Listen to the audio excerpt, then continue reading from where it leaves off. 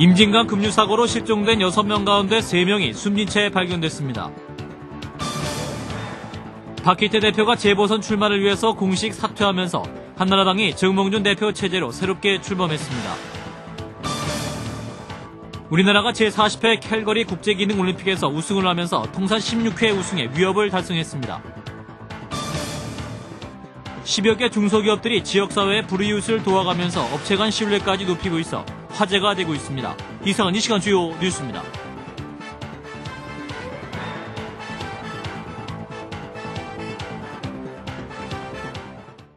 시청자 여러분 안녕하십니까? 임진강 급류사고로 실종된 서광일 씨 등 3명이 끝내 숨진 채 발견됐습니다. 경찰은 나머지 실종자에 대한 수색을 계속하는 한편 사고 원인을 규명하기 위해 수자원공사 등 관계기관의 과실 여부를 수사하고 있습니다. 이동직 기자입니다. 임진강 급류사고로 실종된 고 서광일, 김대근, 이경주 씨 등 3명이 끝내 싸늘한 시신으로 돌아왔습니다. 순환사고 현장 지휘본부는 오늘 오전 날이 밝자마자 2,500여 명의 병력을 동원해 임진강 일대에서 실종자 수색 작업에 들어갔습니다. 임진강 순환사고 현장 지휘본부는 삼화교와 비룡대교, 장남교 일대에서 집중적인 수색 작업을 펼쳤습니다. 수색 작업이 재개된 지 4시간여 뒤인 오전 10시 20분쯤 임진강 삼화교 하류 3.8km 지점에서 40살 서광일 씨의 시신이 발견됐습니다. 이어 10시 40분과 11시 50분쯤 김대근 씨와 이경주 씨의 시신이 비룡대교와 장남교 부근에서 잇따라 인양됐습니다. 혹시나는 기적을 바랐던 실종자 가족들은 시신을 확인하고 끝내 참았던 눈물을 쏟아냈습니다. 시간이 갈수록 생존에 대한 기대가 희박해지면서 남은 가족들은 슬픔에 잠긴 채 시신이라도 빨리 찾기를 바라고 있습니다. 한편 경찰은 수자원공사 측의 임진강 수위관리 소홀 여부 등 사고 원인 규명을 위해 본격적인 수사에 나섰습니다. 경찰은 수자원공사 담당자들을 불러 사고 당일 무인 자동 경비 시스템이 작동하지 않은 원인과 담당 직원이 자리를 비운 경위 등을 조사하고 있습니다. 임진강 사고 현장에서 CBS 뉴스 이동직입니다. 정부는 북측의 환강댐 방류 댐으로 추정되는 임진강 수위 상승으로 민간인 6명이 실종된 사태와 관련해서 오늘 북측에 경위 설명을 요구하는 통지문을 발송했습니다. 천혜성 통일부 대변인은 정부는 북측에 오늘 오전 국토해양부 장관 명의의 대북 통지문을 통해서 북측 지역 임진강 댐의 물이 어제 사전 통보 없이 방류돼서 우리 국민 6명이 실종되는 등 큰 피해가 발생한 데 대해 유감을 표명하고 사태가 발생한 원인에 대해서 설명해 줄 것을 요구했다고 밝혔습니다. 전 대변인은 또 통지문에는 사태의 재발 방지를 강력히 촉구하고 향후 방류가 예상될 때는 우리 측에 방류 계획을 사전 통보해 줄 것을 요청하는 내용도 담겼다고 말했습니다. 한승수 국무총리는 경기도 연천군 임진강 수해 사고 현장을 방문해서 북한에 대해 유감을 표시하고 재발 방지를 요구했습니다. 한 총리는 오늘 임진강 사고 현장을 둘러본 뒤 이번 사고 원인은 북한에 있다면서 사고 원인에 대한 설명을 촉구했습니다. 또 다시는 이러한 사태가 재발되지 않도록 할 것을 북한 당국에 강력히 촉구한다고 강조했습니다. 박희태 대표가 경남 양산 재보선 출마를 위해서 오늘 대표직을 공식 사퇴함에 따라서 한나라당이 정몽준 대표 체제로 탈바꿈하게 됐습니다. 김중호 기자의 보도입니다. 한나라당 박희태 대표가 1년 2개월여 만에 당 대표직에서 물러났습니다. 박 대표는 오늘 오전 여의도 당사에서 기자회견을 갖고 공식적으로 사퇴 의사를 밝혔습니다. 특히 양산 선거에 출마하겠다고 선언한 이상 전력을 다 바쳐 심판을 받는 게 옳겠다고 판단했다며 반드시 권토 중례할 것이라고 다짐했습니다. 양산 선거에 출마하겠다고 선언을 한 이상 대표직을 그만두고 양산에서 내 전력을 다 바치고 나의 심판을 받는 것이 옳겠다.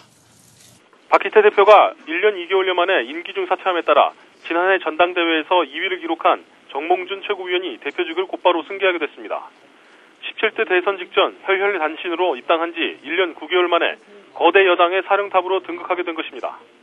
그러나 10월 재보선과 당원 당규 개정 등 당내 민감한 사안들이 잇따라 기다리고 있어 정몽준 대표의 앞길이 순탄치만은 않을 전망입니다. 한편 박근혜 전 대표의 독주 양상을 보이던 여권 내 차기 대권 구도에도 일정 부분 변화가 예상됩니다.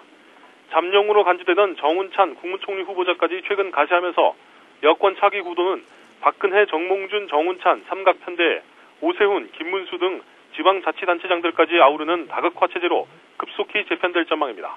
국회에서 CBS 뉴스 김중호입니다.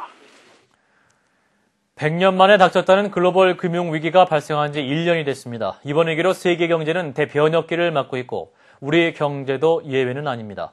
CBS 노컷뉴스는 금융위기 1주년을 맞아서 우리 경제의 현 주소와 나아갈 방향과 과제를 모색하는 시리즈를 마련했습니다.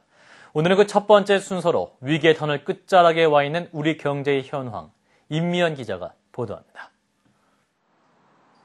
미국 간판 투자은행인 리먼 브라더스가 쓰러지면서 시작된 글로벌 금융위기가 발생한 지 1년. 제2의 외환위기가 도래할 것이란 불안감에 시달려야 했지만 다행히 우리 경제는 빠르게 회복되고 있습니다. 얼마 전까지만 해도 공황 운운할 정도로 상당히 어려운 그런 예상했던 것에 비하면은 상당히 괄목할 만한 성과라고 할 수가 있겠습니다.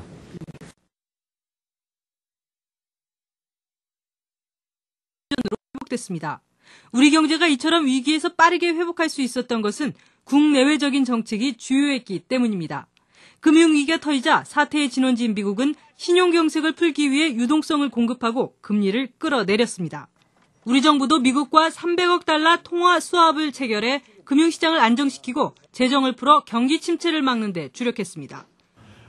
국내에서의 정책 대응도 적절했고 그리고 외부에서 문제를 일으킨 선진국들이 상당히 적극적으로 문제 해결에 나섰다는 게 큰 실물 경제 위기로 번지지 않고 넘어가고 있다고 생각이 됩니다.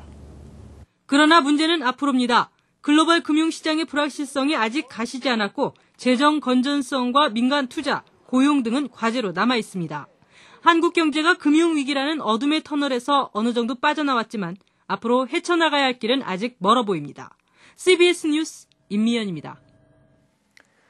작은 정성과 소중한 땀방울을 나누고 더 큰 기쁨과 보람을 찾는 우리 사회에 숨어있는 기부천사를 소개하는 CBS 노컷뉴스 연중 기획 보도입니다. 오늘은 10여 개 중소기업 협력사가 함께 지역사회의 어려운 이웃을 도우면서 사업 파트너 이상의 신뢰까지 만들어가는 이야기를 소개합니다. 윤진아 기자입니다. 지난달 31일 오전 지하철 신대방역에는 500여 명의 노인들이 빵과 우유를 받기 위해 길게 줄지어 서 있었습니다.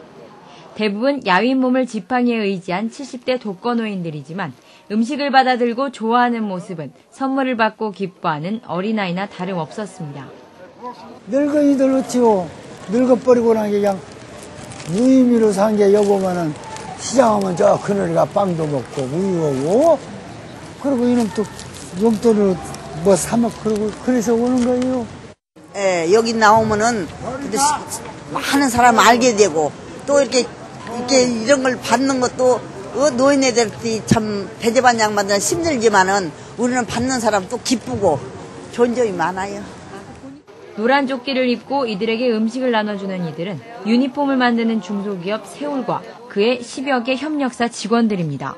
지난 2005년 세울 사장이었던 홍대선 씨가 개인 돈 30억을 출연해 티뷰크 사회복지재단을 설립한 뒤 협력사들이 수익금의 1, 2%를 십시일반으로 모아 이처럼 지역사회의 어려운 이웃을 돕고 있는 것입니다. 재단을 설립할 당시만 해도 불만이 많았습니다.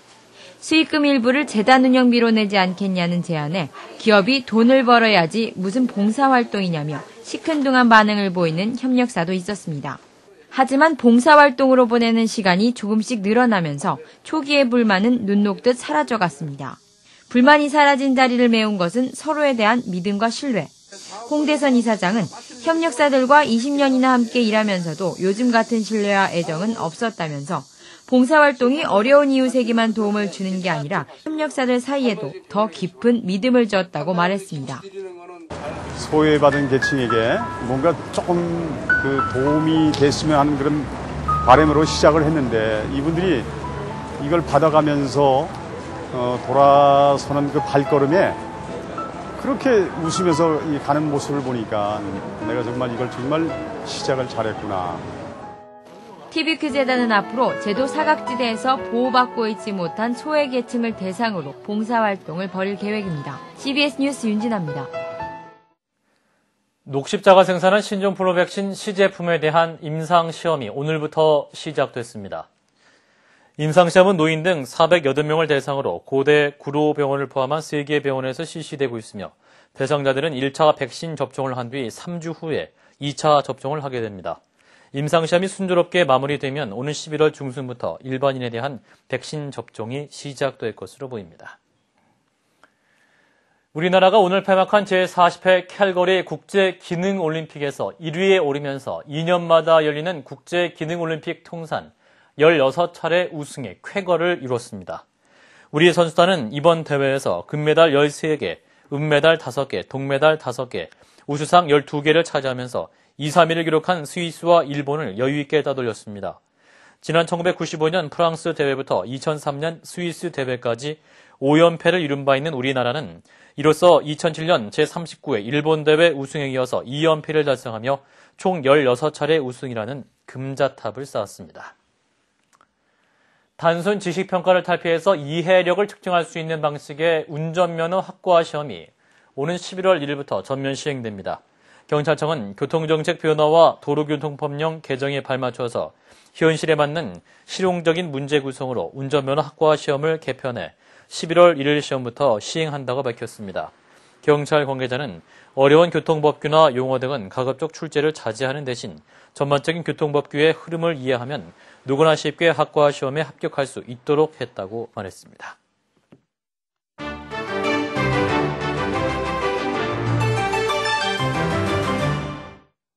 홍콩에서 또다시 시민들을 대상으로 한 묻지마식의 염산 테러가 발생했습니다. 홍콩에서 염산 테러는 이번이 벌써 4번째인데요. 이유도 알 수 없이 불특정 다수를 노린 범죄여서 홍콩 시민들의 불안이 극도로 커져만 가고 있습니다. 홍콩으로 함께 가봅니다. 눈, 코, 입 할 것 없이 얼굴을 모두 붕대로 감싼 여성이 들것에 실려나갑니다. 휴일 쇼핑객이 붐비던 홍콩의 번화가에서 28살의 한 남자가 길 가던 남녀 커플에게 건물 위에서 염산을 던졌습니다. 근처에 있던 다른 행인 9명까지 총 11명이 피해를 입었고 용의자는 바로 체포됐습니다. 어제 새벽 필리핀 남부 해상에서 승객과 승무원 960여 명을 태운 여객선 슈퍼페리 9호가 침몰해 최소 9명이 숨지고 수십 명이 실종됐습니다. Tapos dumiretso lang talaga tumagilid na.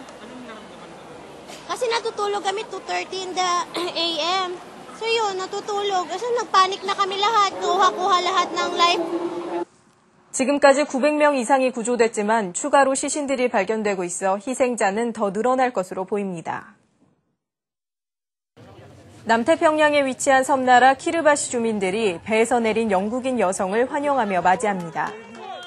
이 여성은 홀로 노젓는 배를 타고 태평양을 건넌 최초의 여성입니다. There's also just a psychological challenge of spending that much time on your own on a tiny little rowboat. 세비지는 지난 5월 하와이에서 출발해 적도를 따라 5,000km를 넘게 항해한 끝에 이곳에 도착했습니다. 지금까지 김도란이었습니다.